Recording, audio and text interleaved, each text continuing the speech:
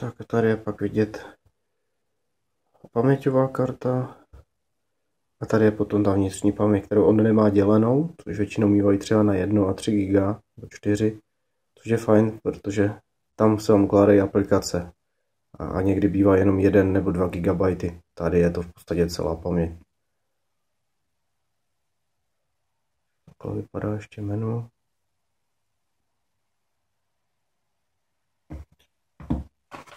A tady je k tomu ten kryt. Sedí a vypadá ten telefon celkem hezky v tom. To tam dám.